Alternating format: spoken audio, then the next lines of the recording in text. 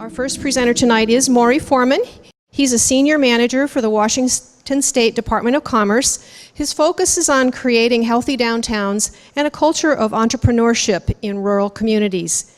He is also the founder and director of the award-winning Northwest Economic Development course at Central Washington University, where over 2,000 practitioners have graduated. He currently serves on the board for the Bollinger Foundation, which raises and allocates funds for education and support of children of a deceased parent that has worked in community or economic development. In 2012, Maury became the first recipient of the Finkel Leadership Award in Economic Development for his integrity, tenacity, and philanthropic spirit in the profession. His other awards include the International Economic Development Council's Preston Award for outstanding contributions in educational achievement and a number of other awards as well. Maury is the author and editor of numerous books on economic development, including Race to Recruit, Learning to Lead, Washington Entrepreneur's Guide, Community Wisdom, How to Create Jobs Now and Beyond 2000, and Journey to Jobs. Please join me in welcoming Maury Forman.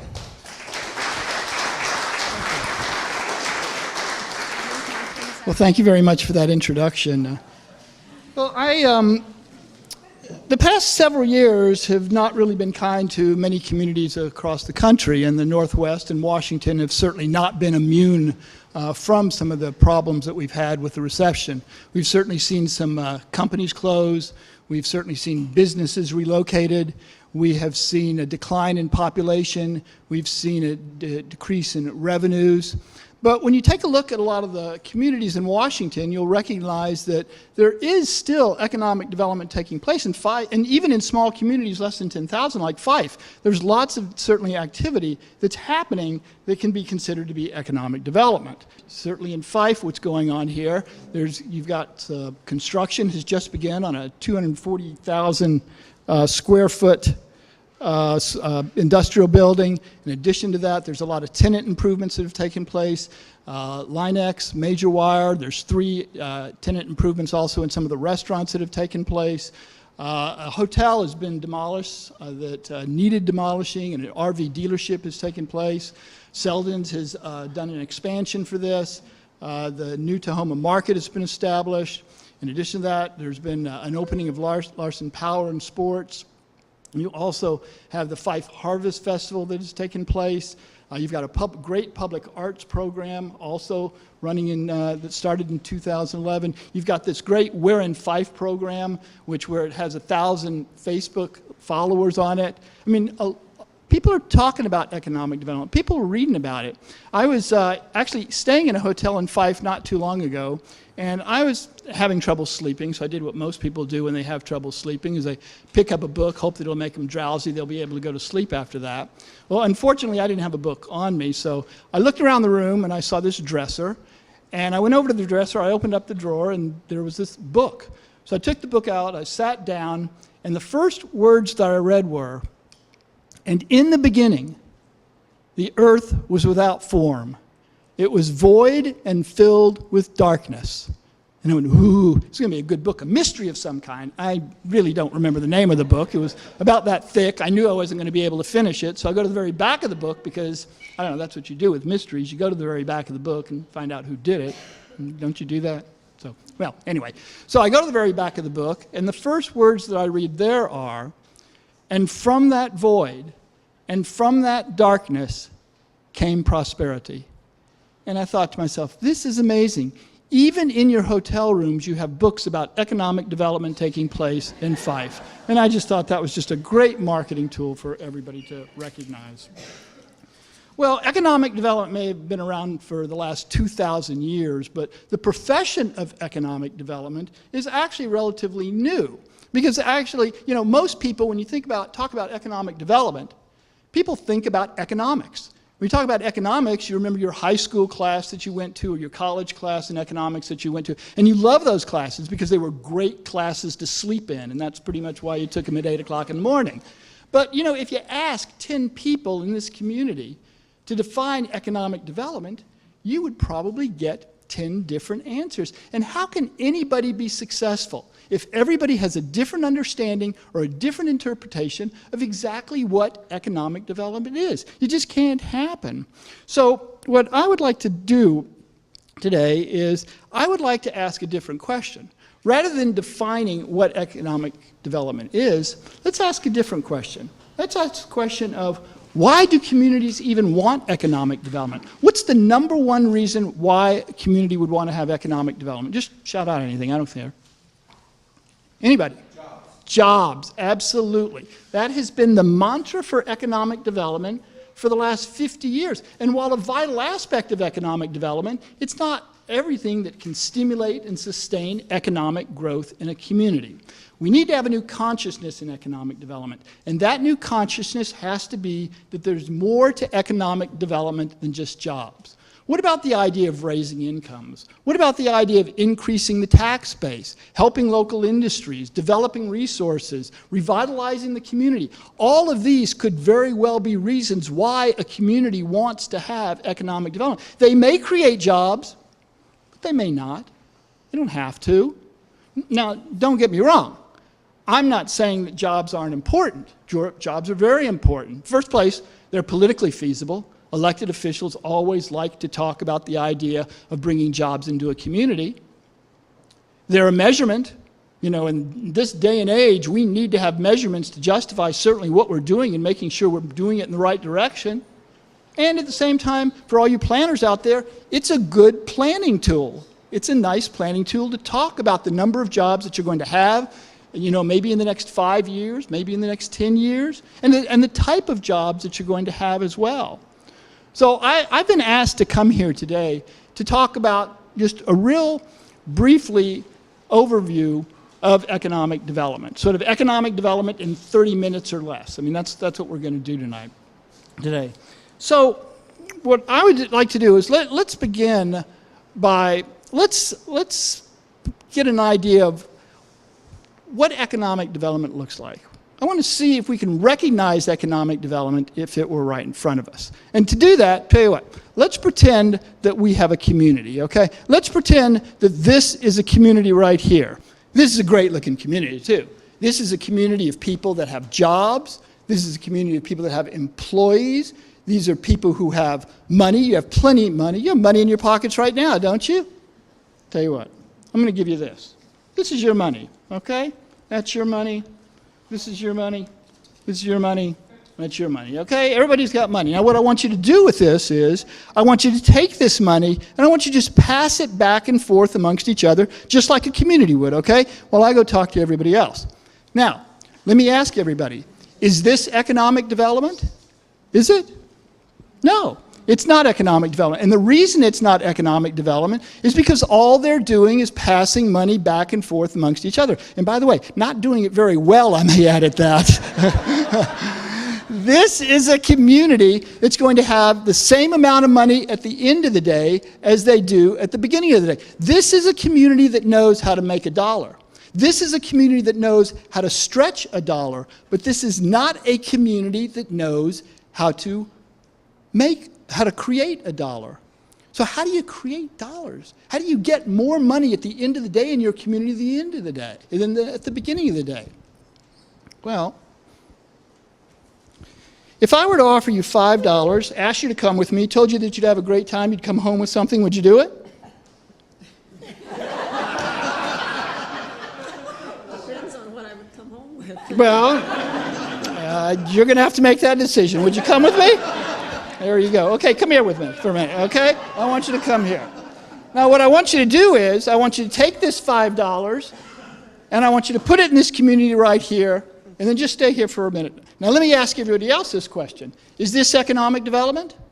Yes, it is, because I've taken money from the outside, and I put it on the inside here, okay? And by the way, you want to make sure that any time anybody invests in your community, anytime people put money in your community, that they're going to get something for it as well. So you're going to get some Washington fudge, you're going to get a book by a Washington author, and you're also going to get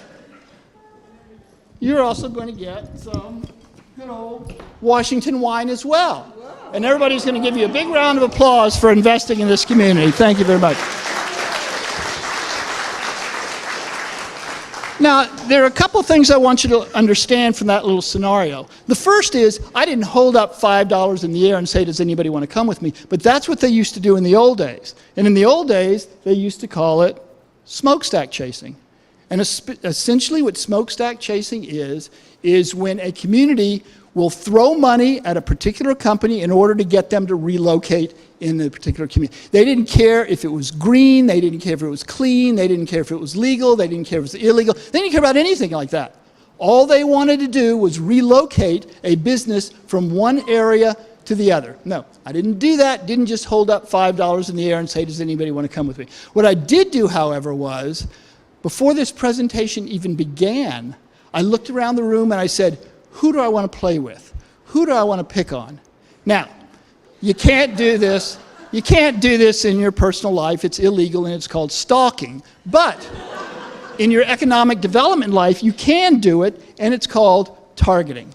Targeting is about the idea of being able to identify a prospect that can help you achieve your economic development goals. Okay? Now, when you think about targeting, for the most part, most people think about it in terms of recruiting a business, of getting a manufacturing company, throw blue-collar jobs and bring them to your community. But just listen to this for a little bit. There are about 150 to 200 companies that decide that they want to relocate every year. Okay? And there are about 15 to 20,000 different economic development organizations that would love to have that company relocate into the area. So I'm not necessarily saying that you shouldn't do business recruitment in this community. I'm merely saying that you want to make sure that you identify your best possible prospect in order to achieve your economic development goals. Now, you can pretty much target a business if you want, but you can also target industries. You can target entrepreneurs, high school graduates, college graduates who've started business elsewhere, tourists, conventions. All of those are possible targets. And you also want to make sure that when you look at a particular target, you're going to make sure that they complement your existing businesses as well. You don't want them to compete with your existing businesses. I mean, what's the idea of bringing a company in and then losing a company as well? You don't want to play that zero-sum game. And by the way, you also want to make sure that that particular target is going to complement your community as well. You want them to be a part of your Fife public arts program or your Harvest Festival. You want them to be philanthropic. You want them to be volunteers in these programs. You want them to be part of the Rotary. You want them to be part of the Boys and Girls Clubs and all the other social organizations that help create healthy communities. Because one of the things that economic developers do, I mean, everybody thinks that economic developers are supposed to create jobs. That's not what their job is. Businesses create jobs. The primary responsibility of an economic developer is to create healthy communities so that job creation can take place. That is what their job is. So you may want to pay attention to those targets. So, who do you think this particular town was targeting? For those of you who can't see it, there's plenty of room for all God's creatures right next to the mashed potatoes. Do you think maybe they were targeting the ASPCA? Maybe to have a convention in their community? No, probably not. Probably not. The second thing that I want you to learn from this little scenario is that I only had $5 in my pocket. If this woman would have turned me down, I would have had to look for another target. I'm glad she didn't, but the fact that what I wanted her to do was make sure that she recognizes that I had done an economic impact analysis. And essentially an economic impact analysis measures the economic impact that a target is going to have on a community. So you want to make sure that you have the right amount of infrastructure. You want to make sure that you have money for infrastructure. If you're moving people into your community, they're going to be using your roads. You want to make sure that you have enough money to pave those roads, to pay for the potholes. You want to make sure that you have enough medical facilities. You want to make sure that you can get a doctor's appointment when you want to and you don't have to wait a week for one. You want to make sure that you have the right number of teachers in classrooms so that you can teach with small classes so that your kids can learn and not large classes where they don't get paid attention to. You want to make sure that you have a positive financial impact on the community and not a negative one. You hear about the word incentives all the time. Everybody talks about it being a dirty word, but it's a part of the business. So what you need to make sure is that you don't bankrupt not just this generation, but also the next generation of your community as well. Okay? And the third thing I want you to learn from this little scenario is the fact that economic development is about customer service, first and foremost. This woman had no idea where she was going to go. This woman had no idea what she was going to get. She had no idea what she was going to get back when she went back to her home. And yet, did you have a good time in this community? Did you like the people in this community? Would you come back to this community? Absolutely. And you know what? This woman looks like a big shopper too. So she's going to bring her friends, and they're going to spend double and triple the amount of money in this particular community. And you know what? This person could also be a CEO of a small business and say, I like this community so much, I liked its people so much, that I'm going to relocate my business here. Stuff like that happens all the time. How many times have you gone into a community and you've gone into a business and you've asked the person behind the counter, what's there to do in this community? And the 19, 20, 20-year-old behind the counter will say, nothing. There's nothing to do in this community. There's nothing to do in Fife. In fact, you don't even want to be in Fife. You want to be somewhere else. Go to Seattle. Go to Bellingham. Go to the other side of the mountains in Spokane. That's where everything is. You don't want to do that. Business owners and elected officials, economic developers need to make sure that people engage the customer. They talk to the customer and have the customer talk to them about what's going on in this community. Talk about the 150,000-gallon pool that you have here that's great for exercise. Talk about the 150 acres of public parks and open space that you have in Fife. Talk to them about the DACA park here with all the baseball fields and the volleyball fields and the basketball courts. Talk to them about the public art programs and the Harvest Festival that's coming up, that's been around since 2005, where 5,000 people came in the last year. Make sure that they understand. Exchange employees with others so that they understand what products other businesses have in the community. So if people come into your business and don't want to buy anything, engage them to talk about the community so there are other things that they can do and there's other things that they will buy in this community. It's all about keeping the customer in your community as long as possible. The longer you keep a person in your community, the better chance you have of them spending money.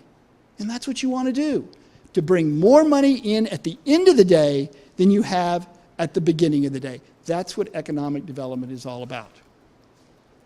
Okay? Oh, I forgot to mention, I live in this community too. I love living in this community. This is a great community. Everybody in this community here is an entrepreneur, except me, of course. I'm not smart enough to be an entrepreneur, but I do work for the government. And guess what division of the department of the government I work for? Taxes. Revenue, absolutely. But keep your money here for just a little bit longer because I want to tell you a little story about what I did, okay? I said that I love this community so much that if I ever came into a bunch of money, what I would do is I would take that money and I would share it with everybody here. Everybody in this community would get something as well. So I took your last quarterly taxes that you gave to me and I bought lottery tickets. I bought hundreds and hundreds of lottery tickets with your tax dollars. But before you get upset with me, let me also tell you, guess what? I won. I won the lottery. So now, rather than everybody in this community getting, I don't know, $5, $10, $15, whatever's on the table here, everybody is going to get tens and tens of thousands of dollars. Well, I don't have it on me right now, but I'm good for it. But let me ask everybody else. Is this economic development? I have taken money from the outside, the lottery, and I put it on the inside here. Is this economic development? No, it's not. And the reason it's not economic development is because it's not a long-term infusion of wealth into the economy. What's long-term, you may ask? Well, some people are going to think this presentation is getting to be a little long-term. But you know what? Long-term is not a measurement of time. Long-term is a measurement of sustainability.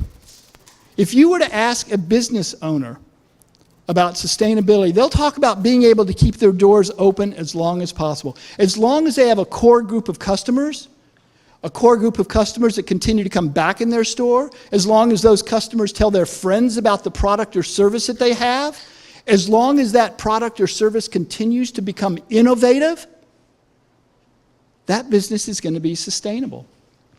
Well, it's the same way with communities. Communities have products and services. What are the products and services? Well, what are the reasons why you live in a community? You live in a community because of good schools, good roads, good parks, good neighborhoods. Those are products and services. And as long as a community continues to deliver on those products, people will continue to live there. But there's one more thing that you need to have other than products and services. And that's the idea of opportunities. Communities need to have opportunities. And we talk about opportunities, you're talking about a workforce. Not having an acceptable workforce is an absolute deal breaker, no matter how good everything else is in your community. So, how do you deal with workforce? Well, there's 3 types of people in a workforce, and we call them BLTs. And the first type of person in the workforce are the boomerangers, okay?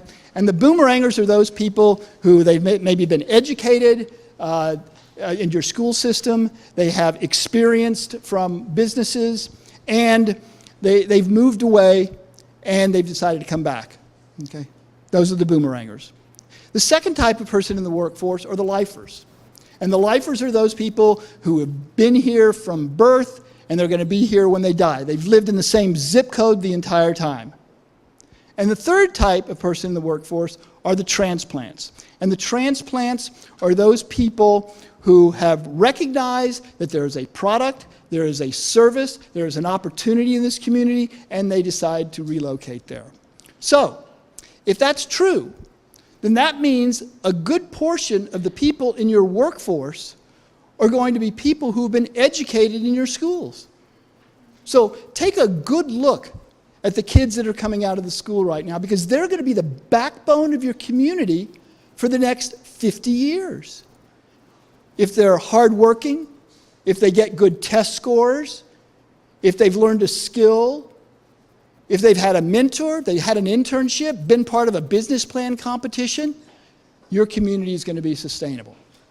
On the other hand, if you have kids with low test scores, if you have kids at schools with high dropout rates, never learned a skill, not had a mentor, never done an intern program, never participated in a business plan competition, then your community is not going to be sustainable. It will not be successful. The businesses in your communities are not going to want to leave their businesses to somebody else. They will either relocate or they will close their business down. Think about it. The next 50 years. When you talk about the schools, I just want to talk for a minute about the Fife schools, because Fife schools are actually incredible. I don't know if you know how good your schools really are. It's got a great reputation. You've got this science and technology showcase that you've done several years, as far as I'm concerned. Last year, at least 1,000 people participated or came and looked at the work that was done by the teachers and the students in the areas of science and technology.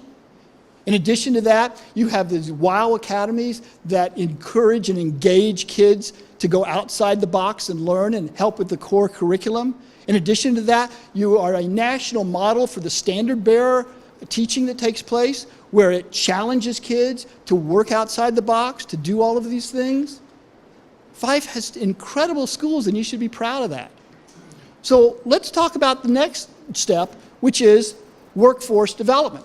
Because workforce development is essentially a statewide system of education and training that makes employees productive and employers sustainable. Now keep in mind, I said system of education and training. Usually when people talk about education, they're talking about 4 years in college.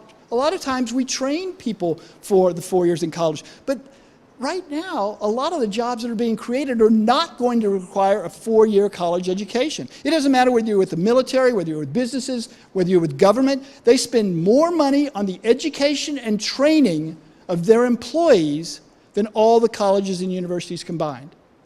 So economic developers truly need to work with businesses, to work with the idea that you have a workforce here that may not have a 4-year college education, but at the same time, they have the skills in order to do the job. You know, I think what we need to do is redefine exactly what college is.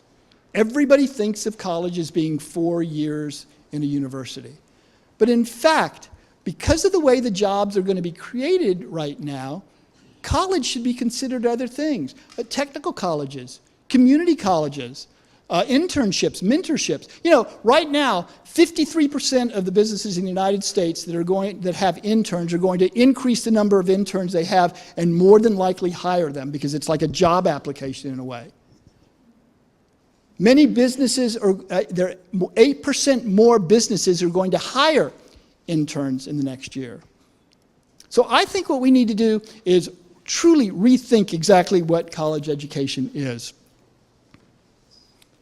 So if you truly want to have a sustainable community, you want to make sure that you have good educational facilities, you want to make sure that they have good state-of-the-art tools, and you also want to make sure that you have the opportunities to upgrade those skills as well.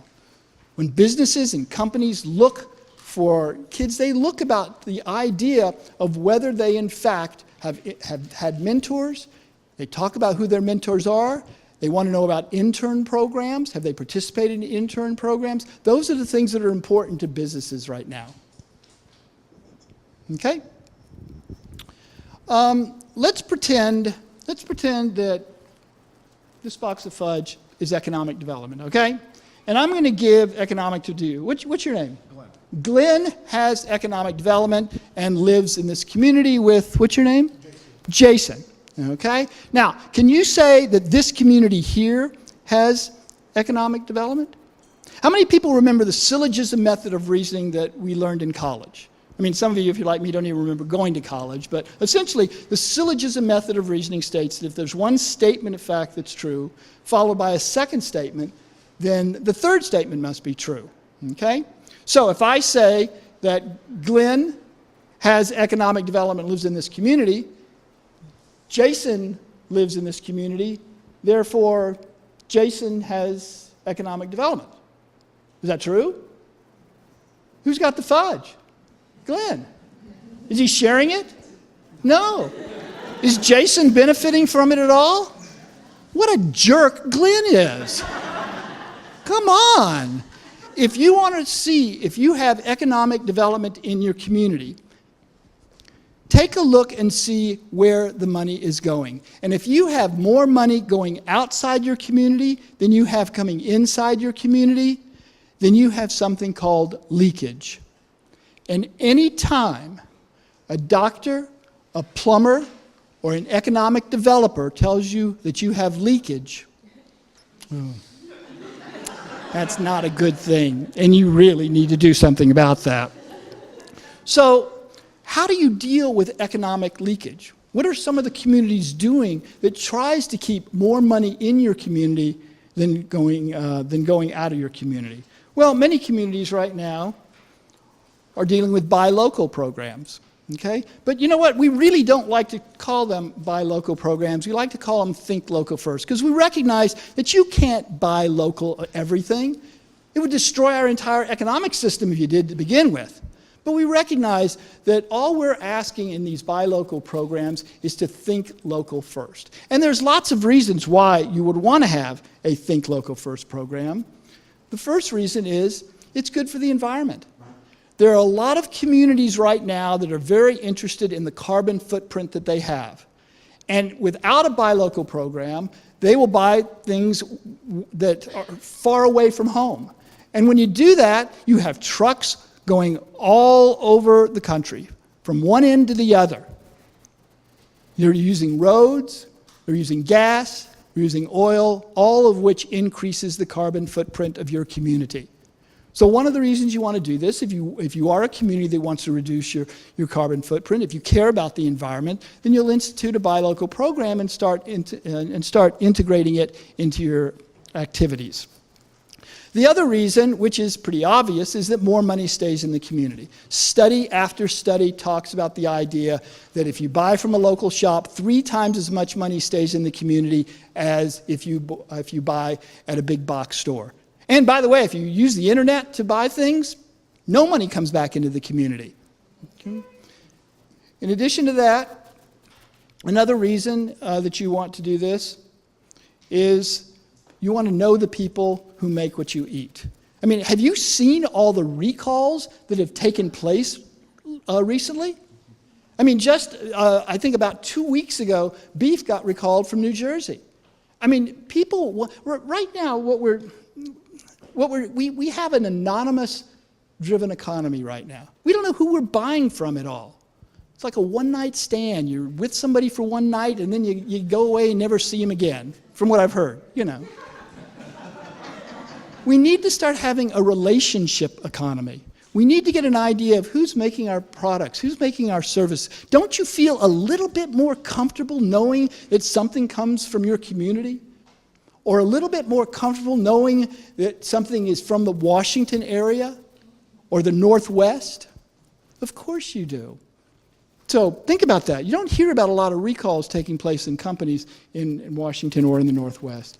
Have anybody seen this slide before? Grown here, picked here, from here? Yeah, some people have seen it. Essentially, it is a McDonald's ad telling people in Washington that they buy Washington products. Essentially what they're saying here in this little tiny print that you see is that 95 out of 100 French fries that they're eating in Washington were grown from the potatoes that were grown in Washington. At the same time, 13 million pounds of apples were picked from the Yakima Valley, and 150,000 gallons of milk were purchased from the 500 farmers in Washington state. McDonald's recognized that Washington is a buy local state, and they wanted to promote that. And the reason that I'm telling you this is because many people think that buy local programs are all about local businesses, and that's it. And that's not true. It is important that city officials and economic developers approach franchise owners and big businesses in order to talk to them about the local products that they have in the community they can purchase, whether it's accounting services or paper or legal services. Granted, they have to buy a lot of things from the franchise itself, but these people who are the managers of McDonald's and managers of all the other franchises and other big businesses in your community live in your community. They will recognize the importance of a buy local program. They will recognize the importance that it's going to put more money in people's pockets so they can eat out more. So my advice to people, if you're interested in starting a buy local program, is don't just limit it to local businesses. Look at all the businesses and recognize that they have a stake in your community as well, and they want you to be successful. Okay? And the last thing that I think is so important in a Think Local First program is that it makes your community unique. People, especially tourists who come into your community, want to buy something different. They're not going to go to your community to buy something that they can get in their own community. That doesn't make sense at all. And why would they shop in those stores if the people in the community doesn't shop at them?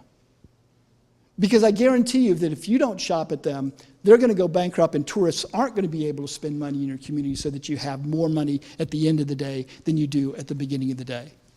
So think about that. Think about the idea of developing a Think Local First program. Think about having a relationship economy and getting an idea of knowing who's growing your product, who's making your products, who's growing your food and services as well. Okay? You know, I've just got sidetracked. Those are great earrings. I'm sorry, I'm not trying to embarrass you, but if I were to ask you if I could have those earrings so that I could give them to my girlfriend, would you just give them to me for free? No, you wouldn't. And the reason you wouldn't give them to me for free is not because you're saying to yourself, I can't believe this guy has a girlfriend. No, you're not saying that. The reason you wouldn't give them to me for free is because it's an asset of yours. It's a unique asset. And just as every single person in this community, in this room has an asset, So too does every single community have a unique asset. The problem with that is that many people don't recognize the assets that they have in their community. They recognize them in other communities. Hey, look at that community next door to us. They have economic development. We want to have economic development just like them. No, you don't.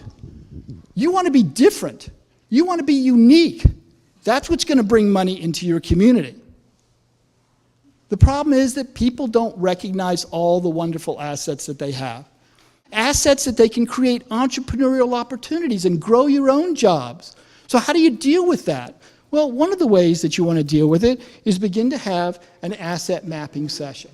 And essentially, asset mapping sessions is where people get together and begin to identify the assets they have. Even before you've done a strategic plan, take a look at those assets, put together a program, and recognize what entrepreneurial opportunities can take place for them. And assets are both tangible and non-tangible. I mean, they're the workforce. I mean, that's an asset. You probably have a lot of people that have a lot of skills that can do lots of things that can start businesses. And the other assets that you have, things that you can maybe touch and feel and smell and get people to spend money for. Okay? The problem with this right now is that we just don't recognize all the assets that we have. How many people were raised in homes that had front porches? Yeah.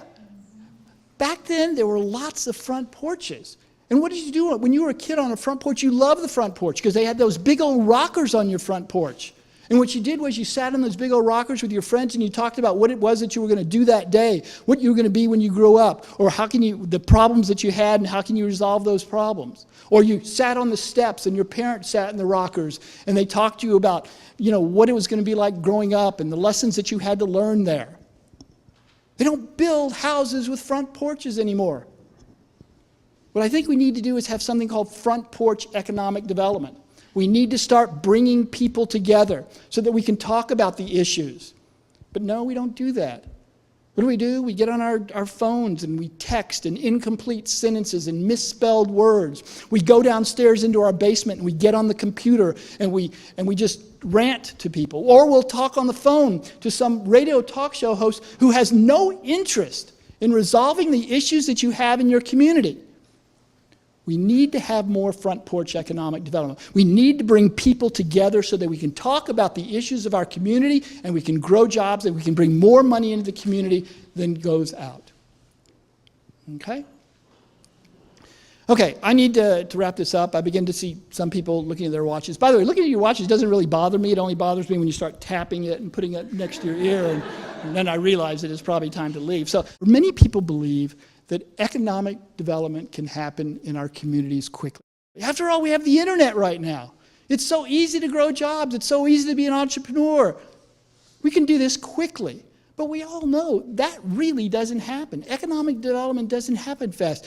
Community growth or business growth or personal growth, it doesn't matter. It's going to take time to do that. I had an experience not too long ago, a personal growth experience, where I had a birthday. And my kids gave me, by the way, I have two kids, one who wants to be a lawyer and the other who's going to need a lawyer. So I have two kids, and they gave me as a birthday gift an exercise video. Now, for anybody that knows me knows that I don't like to exercise. I just don't enjoy it. But your kids give you this gift, you sort of have to do something with it. So I took it down, popped it in opened it up, popped it in the DVD player. It didn't work. It was broken. There was some sort of malfunction. I don't know what was wrong with it. But I knew I needed to deal with this right away because my kids wanted me to. So I popped it out of the DVD, went upstairs, got in my car, drove to the video store. Yeah, I still go to the video store, at least for purposes of the story. So I went to the video store, stood in line, finally got up to the counter, a little blue-haired lady at the counter. I put the DVD on the counter and I said, it doesn't work. I want to exchange it for something else. And the lady looks at the DVD and she sees this shapely figure on the front and she says, well, honey, these things take time. Well, so does economic development. There's no magic genie that's going to come to your community and give you more money at the end of the day than you have at the beginning of the day. There's no such thing as instant gratification when it comes to economic development. There are three types of people in a community. The first are those that make things happen. The second are those that watch things happen. And the third are those that wonder, what the hell is happening? The people in this room, I believe, make things happen. You make things happen because you are open to new ideas, stimulating conversations, strategic thinking, and you have an understanding of what economic development looks like. Thank you very much.